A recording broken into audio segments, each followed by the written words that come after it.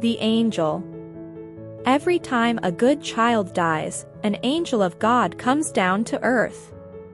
He takes the child in his arms, spreads out his great white wings, and flies with it all over the places the child loved on earth.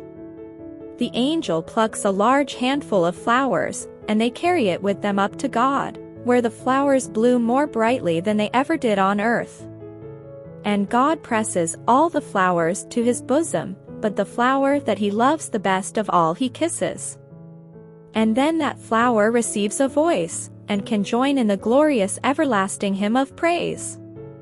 You see, all this one of God's angels said as he was carrying a dead child to heaven, and the child heard it as if in a dream.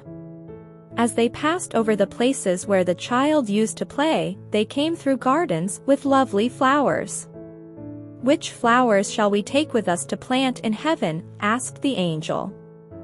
And there stood a slender beautiful rose bush. A wicked hand had broken the stem, and the branches with their large, half-opened blossoms hung down withering. That poor bush, cried the child. Let's take it so that it may bloom again up there in God's garden.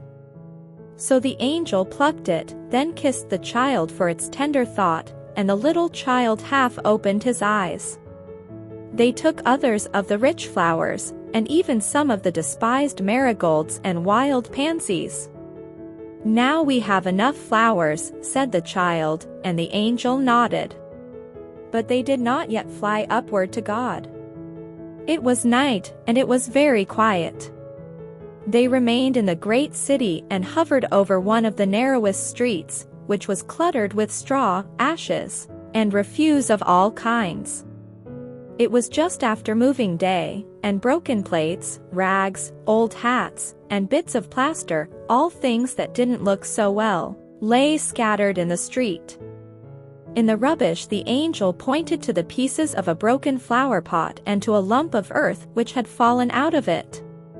It was held together by the roots of a large withered field flower. No one could have had any more use for it, hence it had been thrown out in the street. We shall take that with us, said the angel. As we fly onward, I will tell you about it. And as they flew the angel told the story. Down in that narrow alley, in a dark cellar, there once lived a poor sick boy who had been bedridden since childhood. The most he could ever do, when he was feeling his best, was hobble once or twice across the little room on crutches. For only a few days in midsummer the sunbeams could steal into his cellar for about half an hour or so. Then the little boy could warm himself and see the red blood in his thin, almost transparent fingers as he held them before his face. Then people would say, "The boy has been out in the sunshine today." All he knew of the forests and the fresh breath of spring was when the neighbor's son would bring him home the first beech branch. He would hold this up over his head, and pretend he was sitting in the beech woods where the sun was shining and the birds were singing. One spring day the neighbor's boy brought him also some field flowers, and by chance one of them had a root to it. So it was planted in a flower pot and placed in the window beside the little boy's bed. And tended by a loving hand, it grew, put out new shoots, and bore lovely flowers each year. It was a beautiful garden to the little sick boy, his one treasure on earth. He watered it and tended it and saw that it received every sunbeam, down to the very last that managed to struggle through the dingy cellar window. The flower wove itself into his dreams, for him it flowered, it spread its fragrance, and cheered his eyes, and toward it he turned his face for a last look when his heavenly Father called him. He has been with God now for a year, and for a year the flower stood withered and forgotten in the window until on moving day it was thrown out on the rubbish heap in the street. That is the flower, the poor withered flower we have added to our bouquet, for it has given more happiness than the richest flower in the Queen's garden. The child looked up at the angel who was carrying him.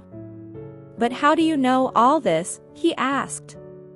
"I know it," said the angel, "because I myself was the sick little boy who hobbled on crutches. I know my own flower very well." Then the child opened his eyes wide and looked up into the angel's beautiful happy face, and at that moment they found themselves in God's heaven where there was everlasting joy and happiness. And God pressed the child to his bosom, and he received glorious white wings like the angels, so they flew together, hand in hand. Then God pressed all the flowers to his heart, but the poor withered field flower he kissed, and it received a voice and joined the choir of the angels who floated about God's throne. Some were near, some farther out in great circles that swept to infinity, but all were supremely happy. And they all sang, the great and the small, the good blessed child and the withered field flower that had lain so long in the rubbish heap in the dark narrow alley.